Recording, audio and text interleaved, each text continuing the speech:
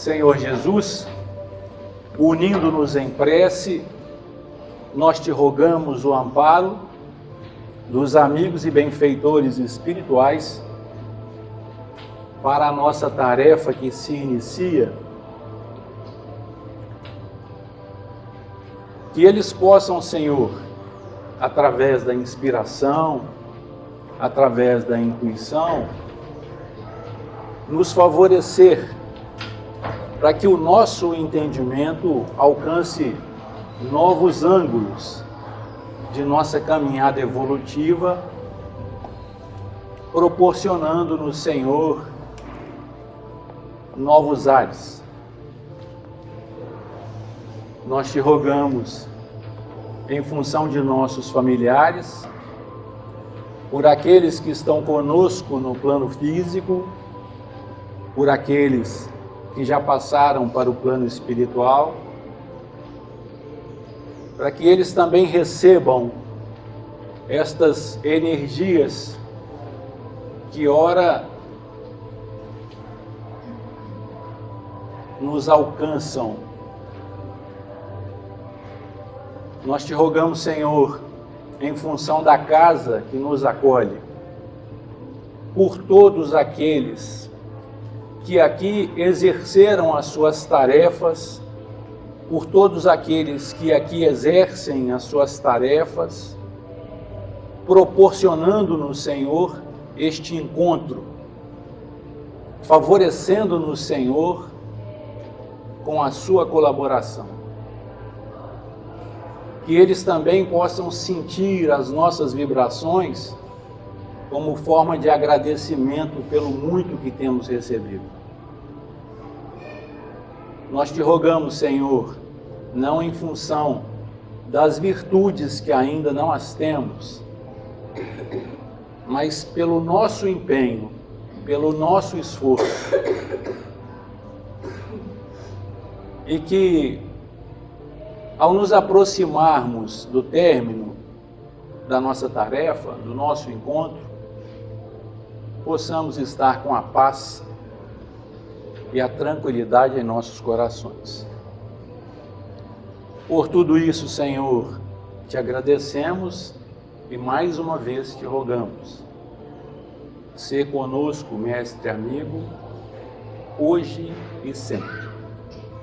Que assim seja, graças a Deus.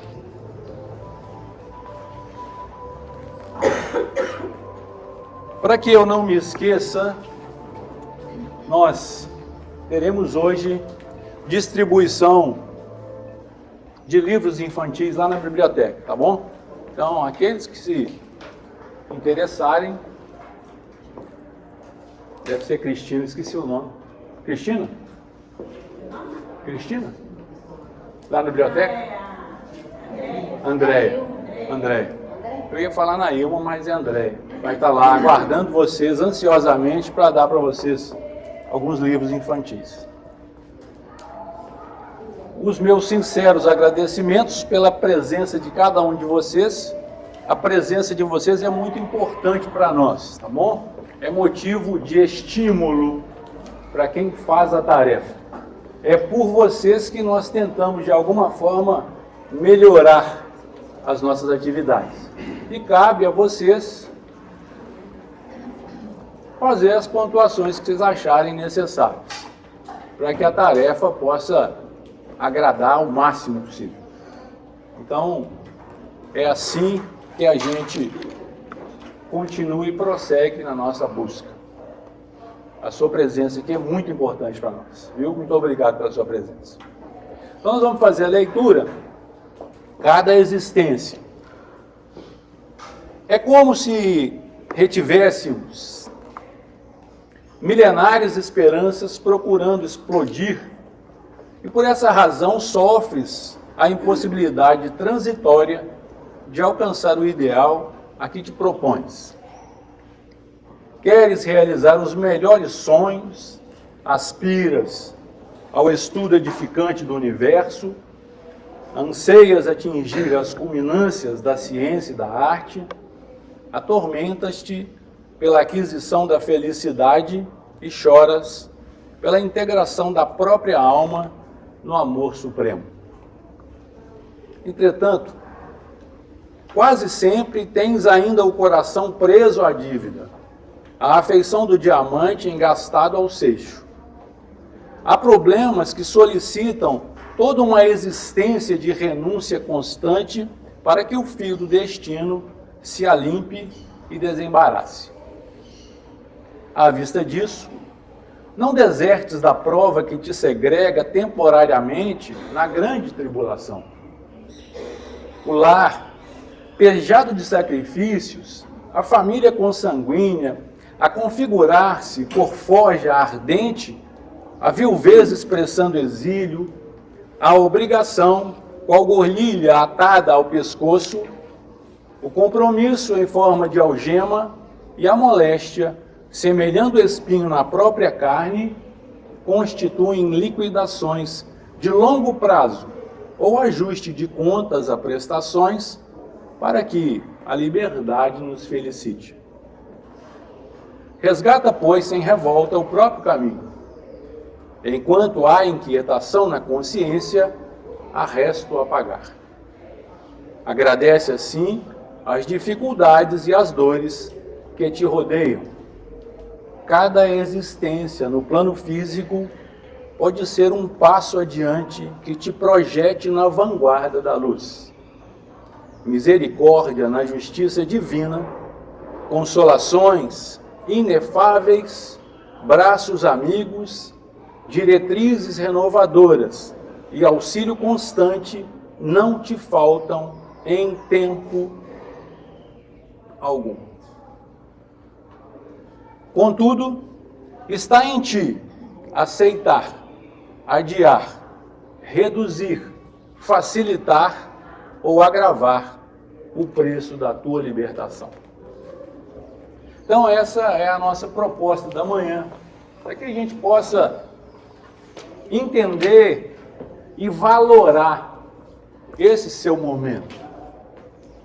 Porque doutrina espírita que não reflete na nossa intimidade e não nos provoca uma renovação ainda está longe de ser o Consolador prometido por Jesus. Doutrina espírita proposta como sendo Consolador prometido é aquele impulso que você sente para melhorar. Foi o impulso que te trouxe até aqui, mesmo que você não o identifique de pronto.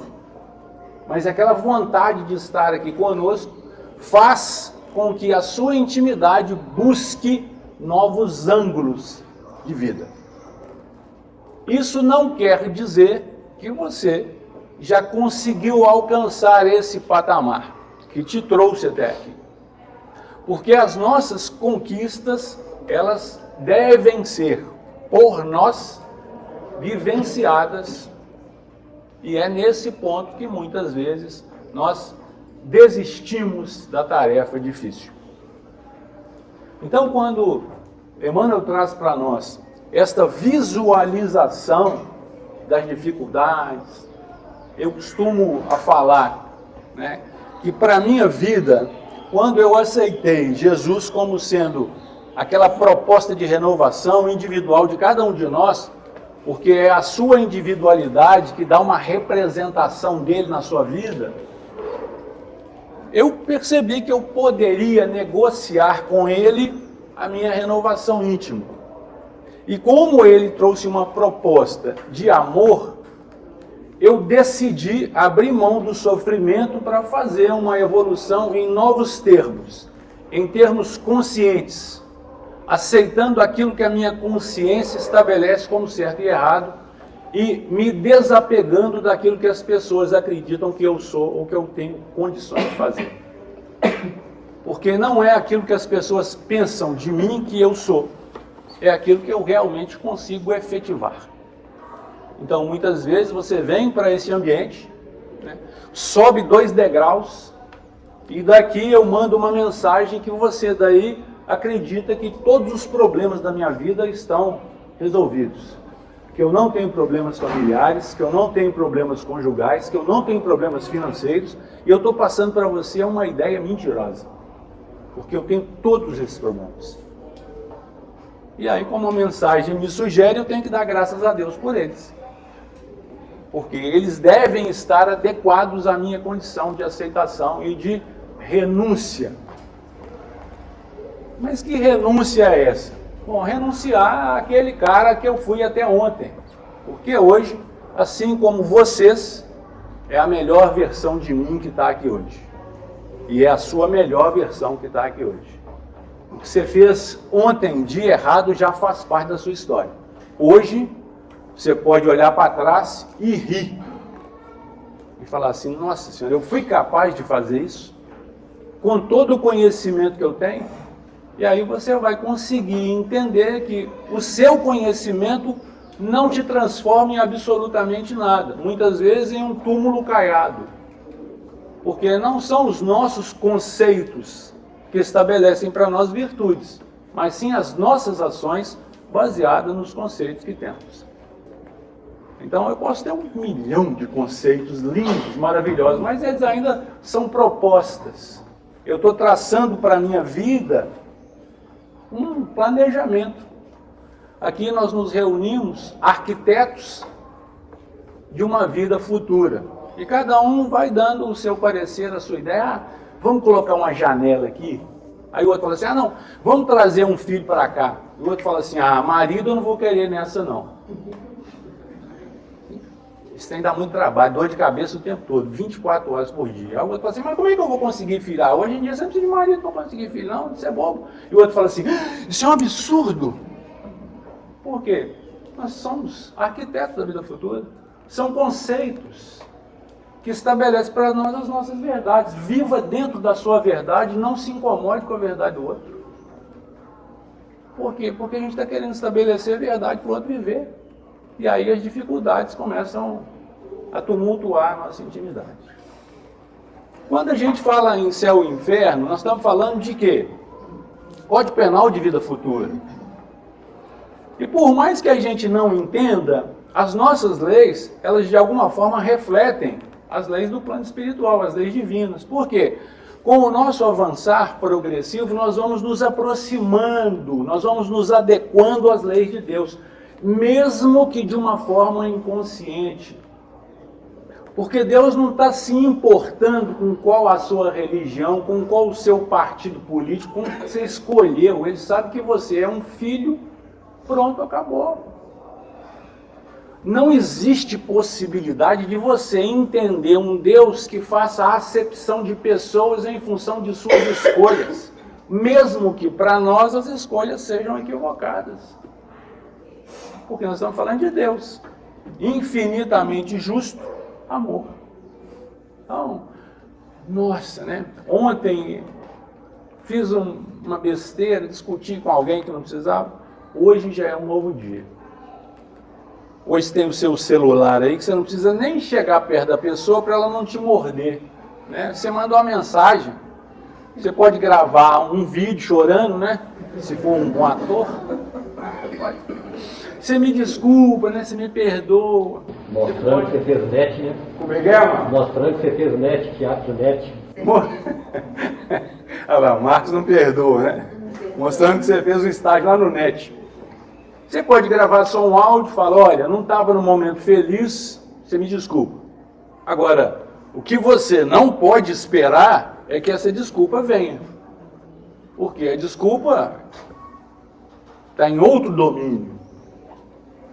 Por isso que é aconselhável para nós, antes de agirmos, pensarmos. Porque depois da nossa ação, nós não temos controle das reações que nós despertamos no outro. E eles, nossa Senhora, ele ficou tão bravo. É lógico que ele ficou bravo. Ele não estava preparado para aquela ação sua, para aquela fala sua, para aquele olhar seu, porque muitas vezes um olhar, né? Ah, eu já sou espírita, não brigo com ninguém mais. Mas você tem um olhar de deboche, né? Que isso ofende mais do que você falar, seja autêntico. E aí, você vai, né, fazer um passeio pelo Facebook, o que tem de filosofia no Facebook hoje, gente. Né?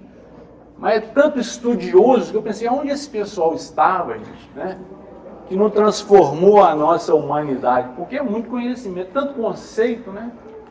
Então você fica, E aí você vai lendo aquele trem e vai gostando, né? De vez em quando você compartilha algumas coisas, o outro vai te arremeter, né? Você compartilhou algo, muitas vezes envolvido pela emoção, o outro lá te escracha nos comentários.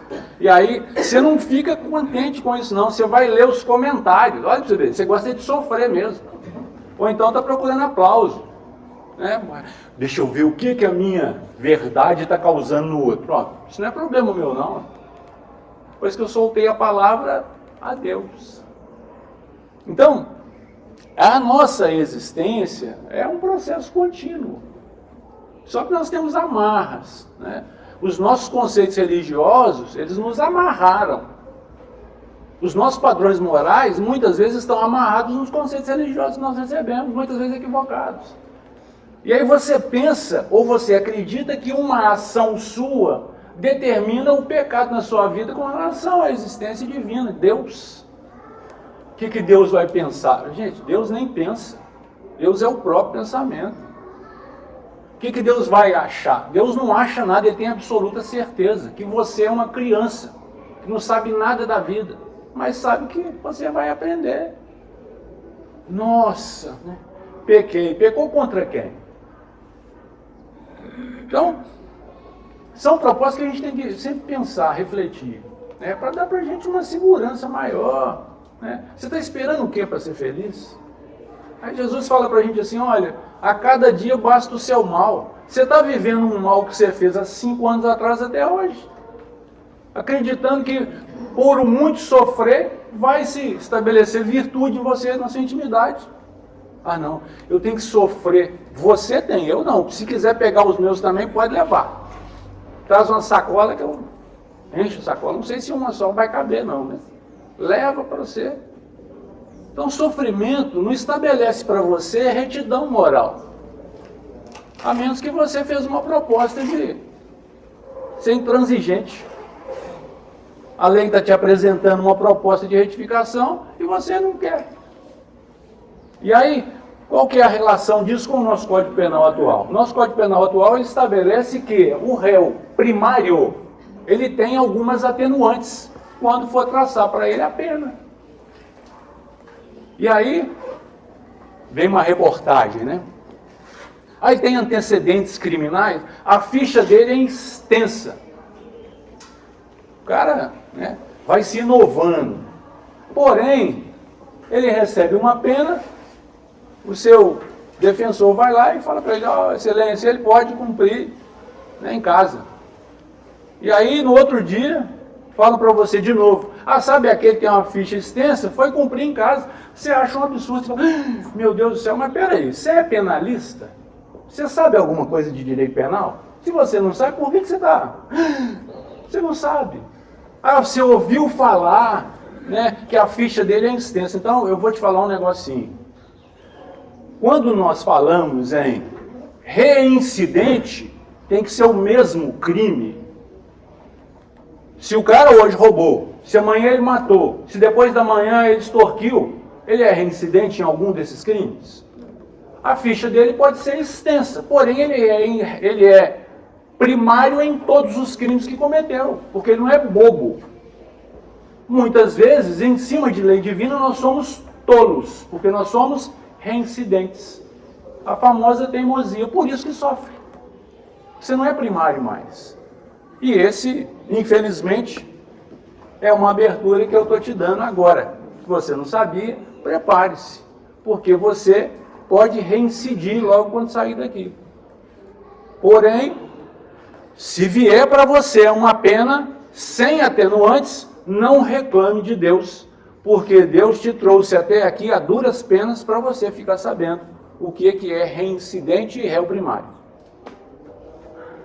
Por isso é que a ignorância nos protege.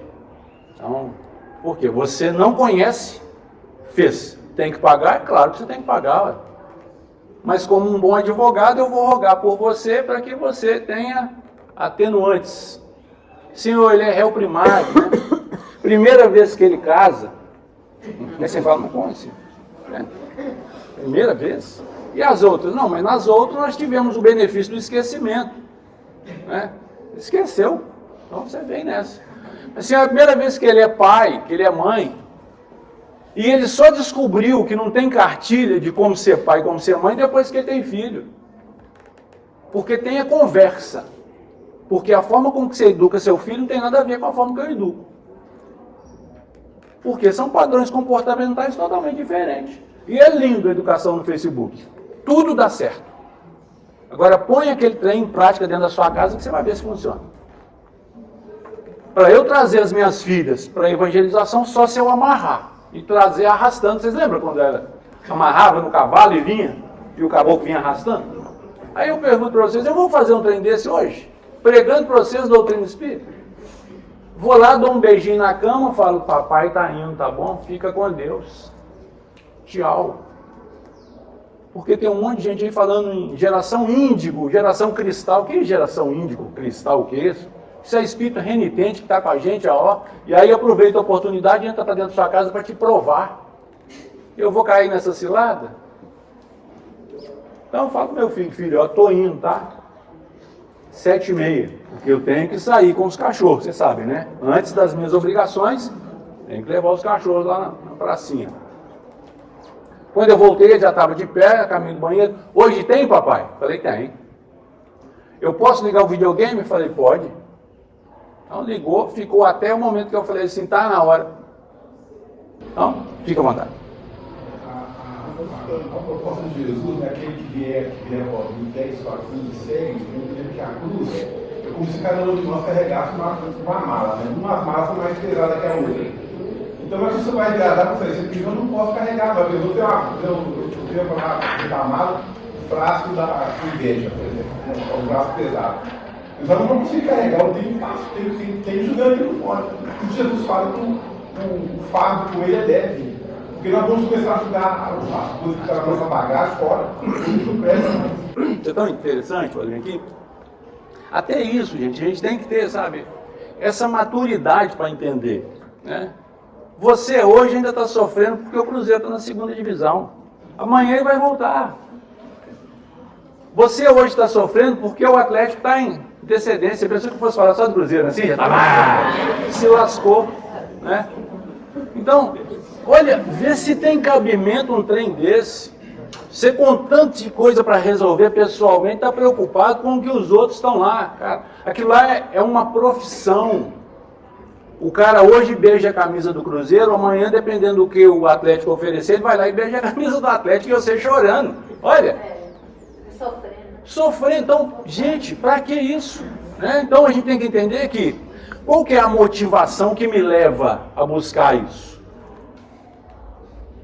Aí você chega aqui e começa a pensar em quem ficou na sua casa. Fala assim, nossa, ele tinha que estar aqui para ele ouvir tudo. Não é ele, é você. Ele está despreparado, ou ela ficou porque quis. E você está aqui porque você quer. E essa é o grande, ou a grande, né, faceta da doutrina espírita. Não existe doutrina espírita por imposição. Doutrina espírita é por adequação. Você se adequa e vai. E se bobear, nunca mais sai. E aí, prepare-se, né? Porque você vai arranjar um monte de apelido. Um deles é fanático. Né? Nossa, agora, se bobear, mora na casa espírita. Eu só não moro porque ainda não tem tenda. Se tiver, eu pulo para lá. O problema é que eu não vou ficar sozinho. Vai ter um monte de gente, aí vai começar o conflito dentro da casa espírita. Porque é natural, nós estamos ainda no momento. Ele comenta então, no Céu e Inferno, capítulo 5, item 4. Em cada existência, uma ocasião se depara à alma para dar um passo avante. Você está aqui para andar para frente. Cuidado para você não confundir lei do progresso com lei de evolução. Por quê? Se você estiver no plano espiritual há 50 anos lá, aprendendo, quando você voltar aqui, a sociedade progrediu. E você evoluiu? Como é que eu vou te dar uma certeza dessa? Então, lei do progresso é sistemática. Você vai, o plano espiritual voltou. Então eu vou te falar o seguinte, amanhã você é a melhor versão de você, porque a de hoje já ficou para trás. O progresso está andando e você também. Evolução não. Evoluir é opção. Ou você abre mão dos conceitos que estão te trazendo até aqui com sofrimento, ou você continua sofrendo com os mesmos conceitos. Enchendo de conhecimento, mas não faz a renovação íntima. Então, ele está falando conosco o seguinte, olha, o nosso corpo, ele é o instrumento de aferição dos valores espirituais. Se estiver tudo sob controle, você está com um corpo saudável. Se tiver alguma avaria, você vai desenvolver no seu corpo alguma patologia. Isso é natural. Mente sã, corpo saudável. Isso é natural. Então, a gente vai entendendo, é devagar, calma. Então, aprenda a agradecer a Deus por todas as dores que o seu corpo pode estar te apresentando agora, trazendo para você incômodo. Por quê? Pode ter sido a sua dor que te trouxe aqui hoje. Então, vocês verem o mecanismo que é utilizado. Agora, tem gente que está aqui e fala assim, engraçado, eu nunca tive dor, estou aqui. Palmas para você, continue nessa. E não fica esperando dor para evoluir, não, que isso já é carta fora do baralho. A dor é para os renitentes no mal. Sabe aquela pessoa que você fala, não vai não, né? Deixa isso para lá. Ele vai ver, ele não sabe com quem está mexendo. Prepare-se, amigo. Porque quem sofre a ação do mal é o que o pratica. Então esse é o verdadeiramente ofendido por ela. E ele continua assim. De sua vontade depende a maior ou menor extensão desse passo. Vontade de quem? Se Deus quiser, tira isso da sua vida. Você tem que querer. Deus vai te dar a condição de realizar tudo o que você quiser. Porém, o esforço é nosso. Então, depende da sua vontade. Maior extensão de valores ou menor. Ah, sabe, não vou mexer com isso não. Vou deixar para a próxima. Ele sempre foi enjoado? Deixa para lá. Mas a sua proposta é com você ou é com o outro? Se ele é enjoado, está com você, a proposta é que você se transforme em uma pessoa melhor e não transformar o outro naquilo que você gosta, para atender os seus anseios. Não existe uma família que não tenha um chato. Quando o chato da família não está aqui agora. Porque lá em casa, quando eu chego, ixi, chegou o chato. E eu falo, acabou o sossego. Chegou eu. Fica à vontade. Ô, Augusto, não, é interessante que você está falando, que, principalmente sua primeira fala, quando você diz que não importa o que os outros falam de você, mas o importante é o que você é, certo? E lá em casa eu sou chato também. Encontramos aqui, né? Nos encontramos. Eu consigo entender essa frase sua, mas eu acho difícil, por exemplo, vou te dar o meu caso, porque é uma pergunta que eu tenho mesmo numa situação prática. Eu costumo martelar sempre na mesma tecla em alguma coisa, quando eu vejo que está acontecendo alguma coisa errada, e eu tomo cuidado para não ofender as pessoas no meu modo de falar. Né? Então, por exemplo, na minha situação, a minha família, a gente está passando por uma situação, meu pai é um paciente oncológico hoje, né? Provavelmente ele vai desencarnar, esse tipo de coisa, né? Faz parte da nossa vida e tal. Só que, às vezes, quando eu vou falar assim, ele estava internado e foi para cá. E aí eu falava, gente, ele está sentindo muita dor por causa que teve metástases, né? Na coluna, na região lombar, na região cervical. E eu falo, olha pai, eu sei que o senhor está sentindo dor, mas nós temos que fazer uns exercícios fisioterápicos, né, que a fisioterapeuta passou, para você trabalhar o seu pulmão, porque você está muito deitado, e para evitar qualquer tipo de trombose. Né? E aí a minha mãe e a minha irmã que estão acompanhando falam, não, deixa ele quietinho porque ele está sentindo muita dor. Eu falei, eu sei que ele está com muita dor, mas essa luta é sua. Mas aí eu paro de insistir nesse dia, certo? E aí acontece que não fez exercício, deu uma trombose na veia, e aí a minha mãe fala, você é muito intransigente, você é muito tupetudo, que não sei o quê. Aí eu respiro, tento levar uma boa, só que quando é minha mãe, sabe, isso tipo assim, é bobagem, mas de mim dói. E eu fico assim, como? Né? Me fala seu nome. Fernando, isso é tão interessante. Por quê?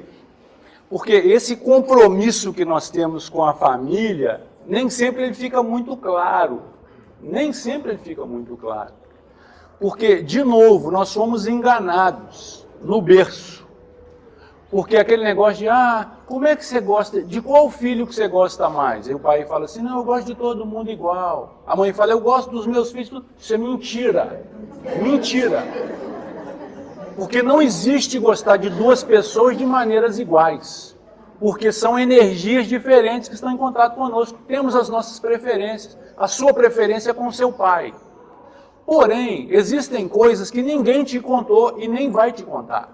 Antes de você nascer, o seu pai tinha um relacionamento com a sua mãe.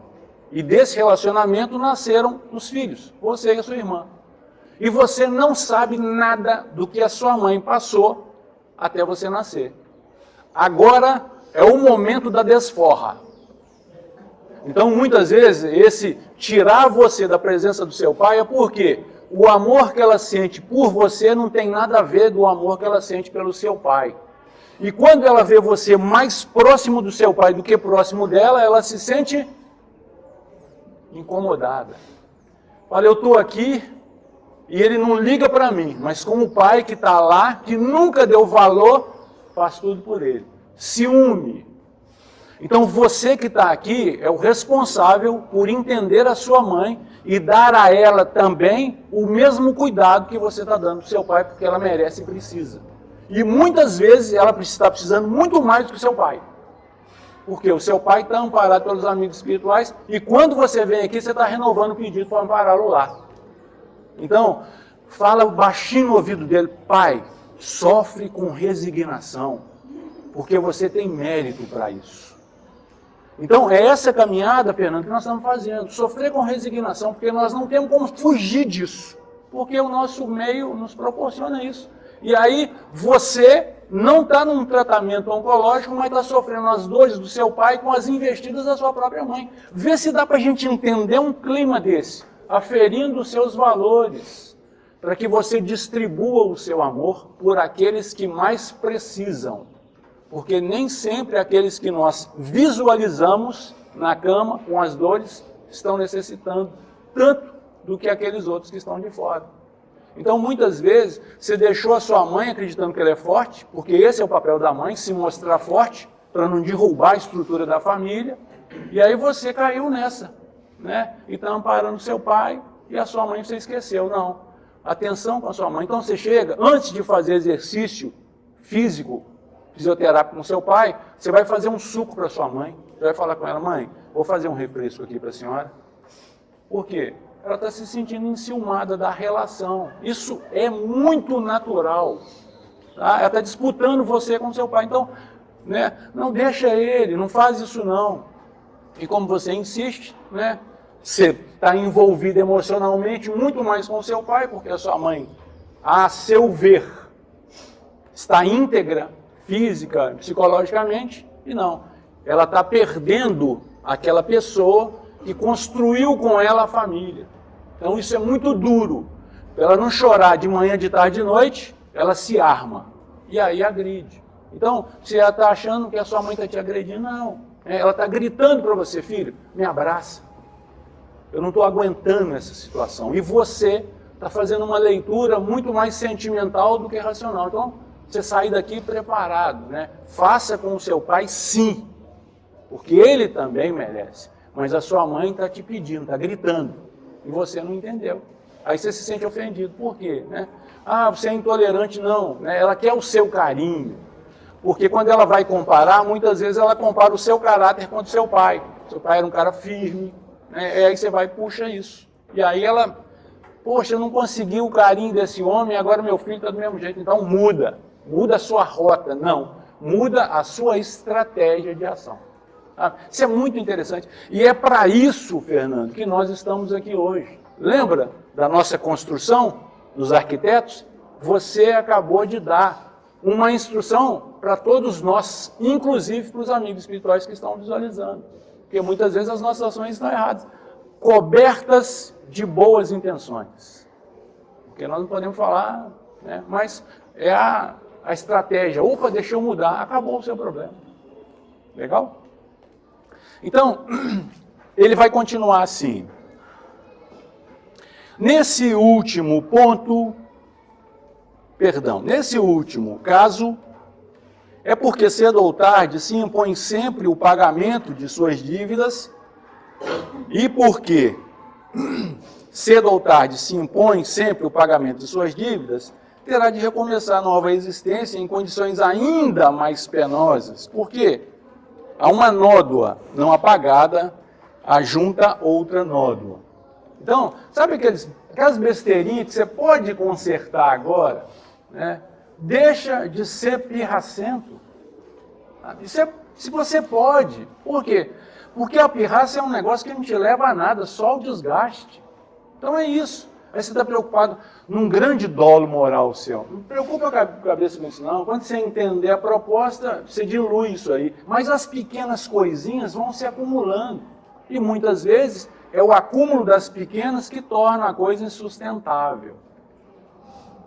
Então, eu estou lembrando, Fernando, que ontem nós fomos fazer a visita a uns amigos e eu já tinha comentado com essa amiga que é uma fisioterapeuta e que está com um problema em casa. Comentei com ela o seguinte, né? Ela queixando do pai, que estava muito agressivo quando ela chegava para pontuar. Não, pai, você tem que fazer assim, você tem que fazer assim. Eu falei para ele, ela veio falar comigo, abriu as portas, se abrir a porta eu entro. Eu falei com ela, falei, olha, vai para ser filha, não vai para ser fisioterapeuta, porque se o seu pai quiser uma fisioterapeuta, ele contrata uma porque ele pode pagar. Então, nós temos que ser filhos, porque apesar de ser advogado, eu não posso querer consertar os problemas de dolo na minha casa, porque eu sou irmão, eu convivi com aqueles caras.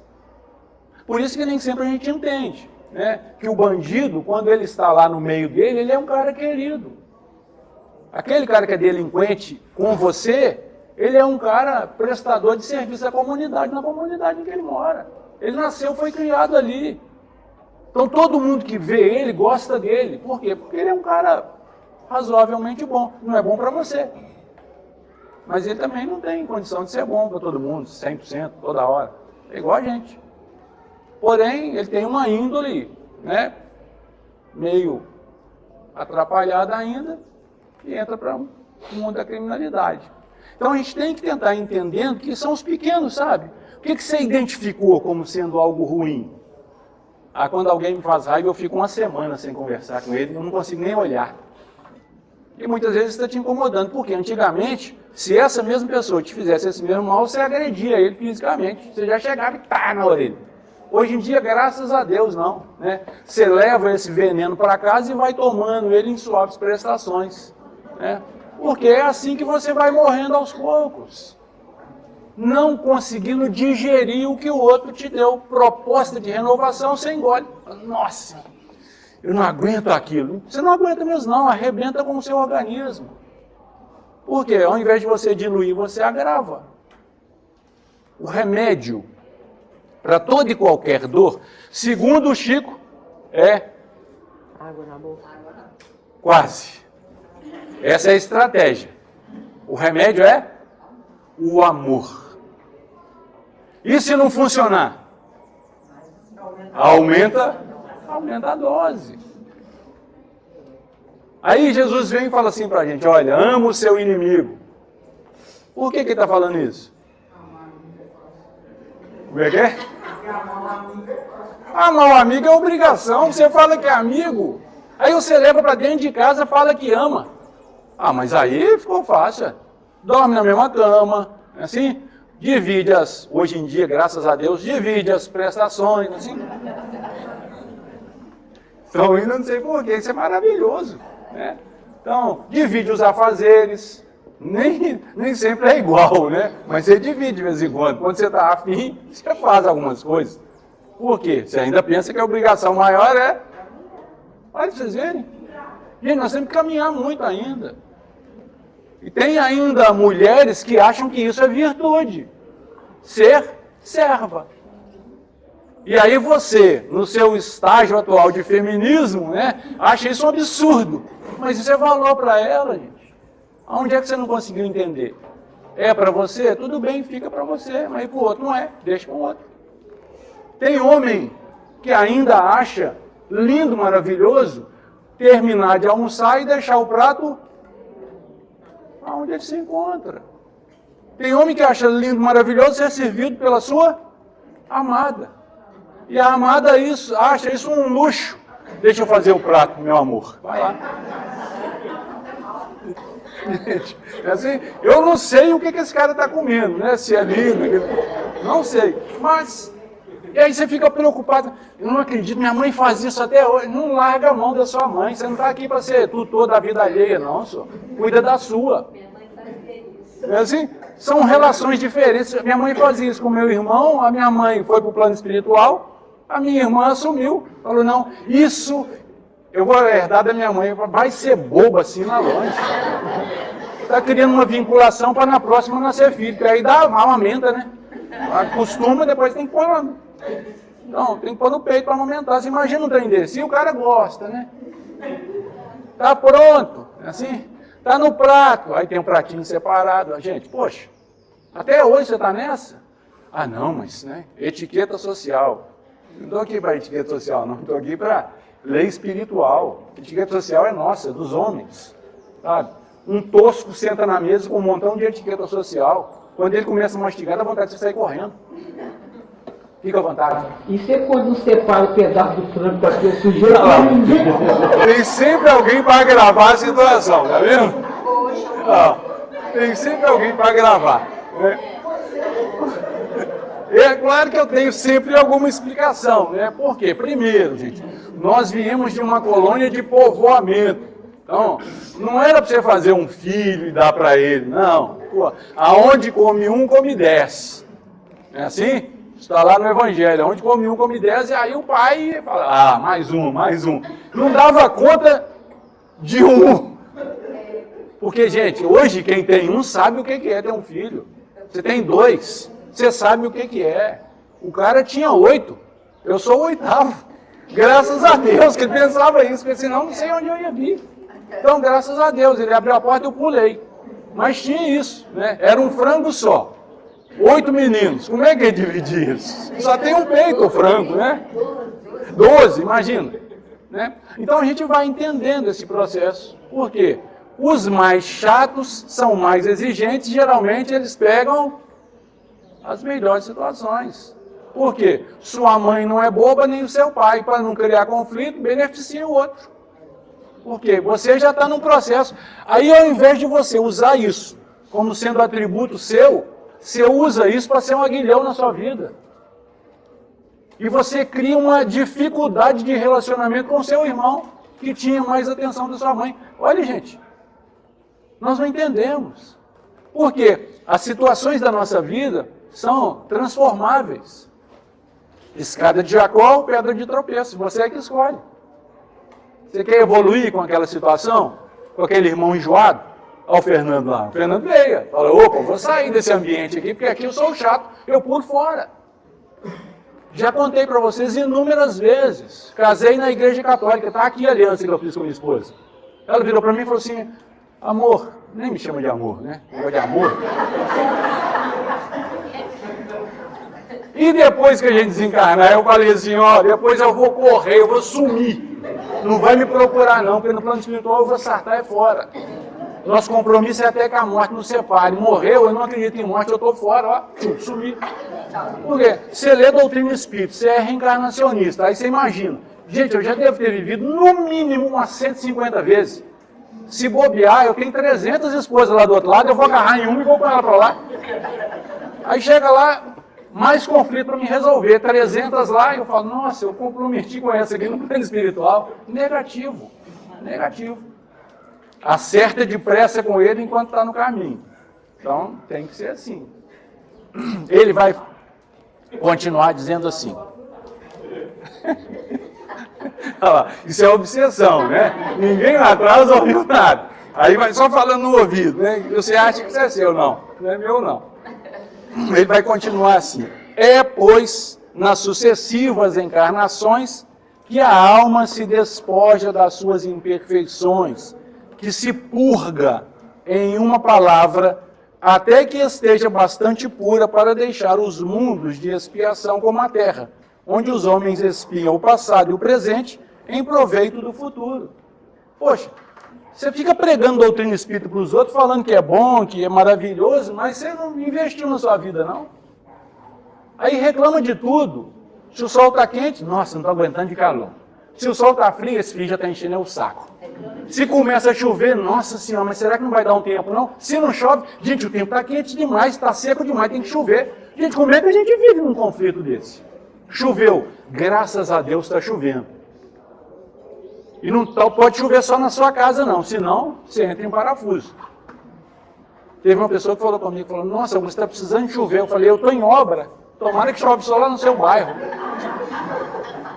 Mas é, gente, é cada um dentro do seu quadrado. O cara está torcendo para chover, eu estou torcendo para não chover. E você pensa assim, nossa, você está torcendo para não chover? Que pena. Não, eu moro no Santa Amélia, você mora lá no Santa Mônica. Eu já tive oportunidade de sair do Leblon numa rua, todo sequinho, em cima de uma motoca. Na hora que eu virei a rua, uma chuva, que eu tive que voltar para casa, me encharcou todo. Não deu tempo de andar um quarteirão.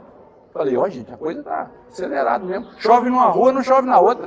Vocês veem como é que são as coisas. Então a gente vai tentando entender que essas nossas vivências, essas oportunidades, fazem parte da nossa existência. Porém, vida eterna, só uma, plano espiritual. A nossa existência é contingencial. Início e fim. Por quê? É a existência de um período. Você inicia, encerra.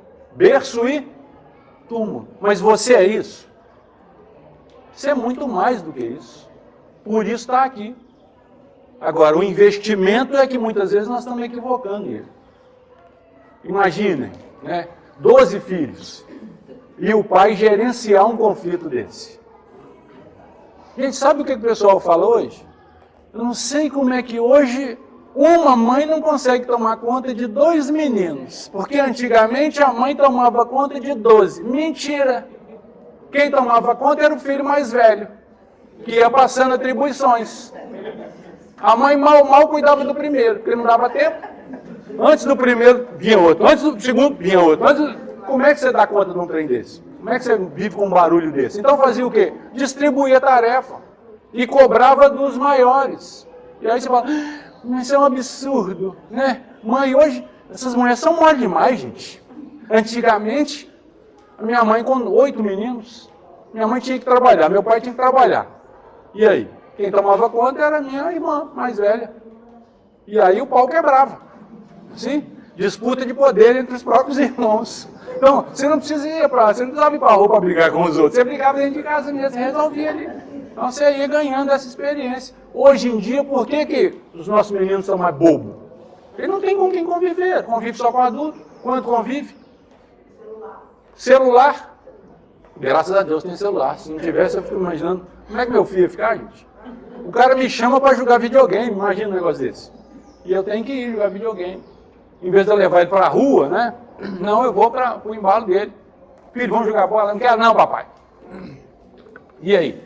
Eu vou falar para ele, não, filho, tem que jogar bola mesmo. Tem que andar de carrinho de rolimã, onde? Tem muita gente aqui que nem sabe o que é carrinho de rolimã. Tinha um arquinho que a gente fazia num ferro, rodava. Como é que é, mano? Ah, tem lá uma turma lá que anda de carrinho, tá vendo? Eu nunca fui um bom construtor, gente. Nem papagaio eu sabia fazer. Então o que eu tinha que fazer? Eu desenvolvi uma técnica diferente. Eu batia nos outros e tomava o papagaio dele. Gente, senão você não vive. Você não vive. Por quê? Eu não sabia fazer. Eu queria soltar. Não tinha dinheiro para comprar linha. Então, você ficava esperando a boa oportunidade. A minha esposa fala assim para mim, se eu te conhecesse naquela época, eu corria. Falei, mas muita gente correu. Você bobeou, casou com ele. E hoje ela vira para mim e fala assim, não, eu queria ter casado com aquele lá, que é esse aqui que está falando. Eu falei, mas você namorou foi com o outro. Aí, assim, é bigamia? Não, você namorou com o outro, casa com o outro, porque esse aqui já é o fruto do outro. Então não, você casou foi com o outro, não se engane não. Então a gente vai entendendo essa proposta. Por quê? Gente, o mundo hoje é outro. deixa o saudosismo para o livro, escreve um livro de saudades, né? Você vai ganhar dinheiro ainda com o seu saudosismo. Não pense você que no passado era melhor, não. Era tão bom, assim como hoje é maravilhoso. A vida hoje é maravilhosa. Nós é que estamos meio perdidos. Você tem amigo hoje de Facebook, o cara não vai nem na sua casa para tomar café. Antigamente, você manter uma amizade, você fazia isso. Hoje em dia, não. É só você não colocar o que você pensa no Facebook, você tem 3 mil amigos. Se você colocar, o trem começa a ficar feio. Por quê? Nós estamos querendo ainda, né, escolher os amigos pelas escolhas que eles fazem. Mas peraí. Você é meu amigo mesmo? Pensa do jeito que você quiser, haja do jeito que você agir. Por quê? Só eu sei a dureza que é eu estar onde eu estou hoje. Só você sabe a dificuldade que é de estar onde você está. Você quer melhorar? Né? Todo mundo quer. É igual a inveja. Por que o cara tem inveja da sua vida? Porque ele vê o que você tem de bom. Vai fazer o que você faz para conseguir o que você tem, ninguém quer. Conta para ele. Por que o cara quer a sua esposa? Porque ele só vê ela porque ela está saindo toda cheirosa, arrumada. Chama ele e conta no ouvido dele e fala, ó, você quer? Eu vou te dar só a senha. O cara fala, o quê? Vai fora. É seu marido, por que todo mundo quer? Porque o cara é doce, né? Um santo anjo. É igual o expositor, todo mundo quer casar com o expositor. Conversa com a esposa dele. Olha, ó, a testemunha.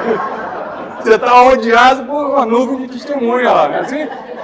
E aí tola é a esposa que tem ciúme do expositor. Ela tem que fazer prece o tempo todo. Tomara, porque o dia que pegar acaba o encanto. Né? Conversa com a esposa. Teve uma audaciosa que outro dia perguntou para a Gladys, mas ele é isso aí tudo mesmo, não é assim? Por quê? Gente, não é fácil. Isso que ele fala? Não, gente. Eu estou pregando. Muitas vezes não é nem meu, é de um amigo espiritual. Graças a Deus eu acredito nisso hoje.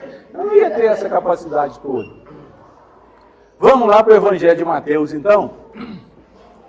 No capítulo 20 do Evangelho de Jesus, segundo Mateus, a partir do versículo 1. Não é novidade para nós, não. Olha vocês verem. Ele vai começar assim. O título. A parábola dos trabalhadores e das diversas horas do trabalho. Todo mundo já conhece. Tem alguém aqui que não conhece essa passagem? Levanta a mão. Não precisa levantar a mão esticada, não. Só para mim, né? Despistadamente, assim, ó. Né? Olha lá, eu acho que eu não conheço, não.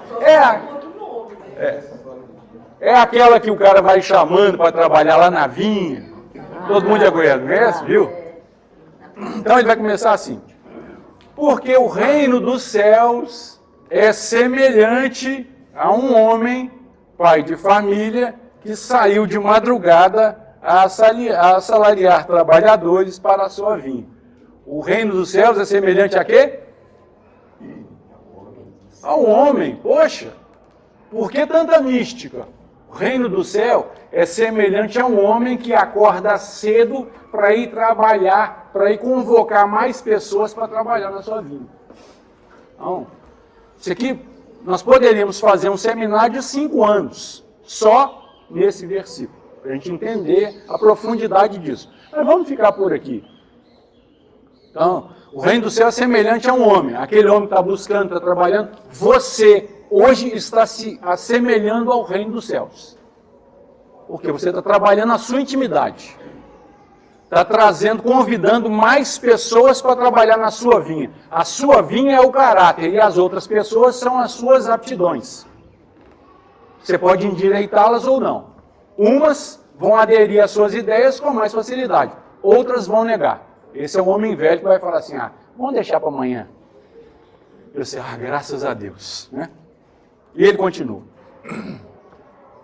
E ajustando com os trabalhadores a um dinheiro por dia, mandou-os para a sua vinha. Bom, ele ajustou um preço. Falou, vai lá que eu te pago 500. Não, aí fica muito longe da nossa realidade. Vai lá que eu te pago 100. Então, combinado não fica caro. Combinou. Tá legal. E ajustando com os trabalhadores a um dinheiro por dia, mandou-os para a sua vinha. E saindo perto da hora terceira, primeiro sai de madrugada. Presume-se que achou uns, voltou para casa. Presume-se. Ele tinha cachorro também, que tinha, né, levar para fazer o café para a esposa acordar e ver o café pronto. Né? Lavar algumas vasilhas que ele não lavou na noite. Presume-se. Pode ser uma mentira, mas eu estou presumindo isso. Foi para o Lafran gerenciar algumas coisas lá que é necessário. Presume-se. E disse-lhe, e saindo perto da hora terceira, viu outros que estavam ociosos na praça.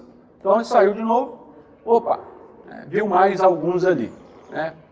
Sua preguiça, seu cansaço, né? Muitas vezes a sua desilusão do dia anterior, percebeu que tinha mais alguns soltos por ali, e disse-lhes, ide vós também para a vinha e dar-vos-ei o que for justo. E eles foram. De novo, olha nós aqui. Mesmo não querendo, mesmo achando, hoje é domingo, quem é que vai estar lá? É o Augusto, eu vou assim mesmo, ele é chato, mas eu vou. É assim que eu falo com meu filho, você é chato, mas é meu filho. Não, é chato. E ele continua. E disse-lhes, então vai, assim, e eles foram. Saindo outra vez perto da hora sexta e nona, fez o mesmo. Saiu mais 2 vezes, observou, fez a mesma coisa, convidou outros. E eles foram. Muitas vezes você vai estar cansado, você vai falar, será que esse trem não me ajuda? Eu estou com a vontade de desistir, que vocês não imaginam. Se você já passou por isso, junte-se a mim, tá? Porque isso é comum na nossa vida. Vontade de desistir, acreditando que o seu esforço está sendo para os outros. Eu não vim aqui trazer nada para ninguém. Aqui eu estou reafirmando aquilo que eu quero para a minha vida. Você é o estímulo que nós precisamos. Vocês não sabem a alegria que o palestrante fica quando ele chega e vê a casa cheia. E já contei para vocês que lá na igreja evangélica nós fazemos prece para as cadeiras vazias. Para que não tenha cadeiras vazias quando nós chegarmos aqui. Isso não é proselitismo, não. Isso é querer trazer as pessoas para algo que faz bem para mim. Então, quando você convida alguém, você não está fazendo proselitismo. Proselitismo é você tentar convencer alguém da sua verdade. Tem um monte de gente a isso. Agora, quando você convida para aquilo que você acha bom, não é proselitismo, não. Isso é mínimo obrigação. Convide sempre. Uma hora, um vai vir. E ele continua. Por que estáis ociosos todo o dia? Então ele pergunta. Sim? Disseram-lhe eles, porque ninguém nos assalariou. Diz-lhes ele, ide vós também para a vinha e recebereis o que for justo. E aproximando-se à noite, diz o senhor da vinha ao seu mordomo, chama os trabalhadores e paga-lhes o jornal, começando pelos derradeiros até os primeiros. Chama os caras e começa a pagar dos últimos que chegaram lá. O que ele tinha combinado com os primeiros? Vou te dar 100. Ele mudou de ideia, ele mudou a combinação? Ele só falou que convidou e mandou ir para lá. Certo? E falou com alguns assim, eu vou te pagar o que é justo. Voltou. E aproximando-se à noite, ele mandou ir lá e trazer os últimos. E chegando os que tinham ido perto da hora 1/10, receberam um dinheiro cada um. Vindo, porém, os primeiros, cuidaram que haviam de receber mais, mas do mesmo modo receberam um dinheiro cada um. E recebendo-o, murmuravam contra o pai de família, dizendo, estes derradeiros trabalharam só 1 hora, e tu os igualaste conosco, que suportamos a fadiga e a calma do dia. Mas ele respondendo, disse a um deles, amigo, não te faço agravo, não te ajustastes tu comigo um dinheiro. Toma o que é teu e retira-te. Eu quero dar a este derradeiro tanto como a ti. Ou não me é lícito fazer o que quiser do que é meu. Ou é mau o teu olho, porque eu sou bom. Assim, os derradeiros serão os primeiros, e os primeiros derradeiros.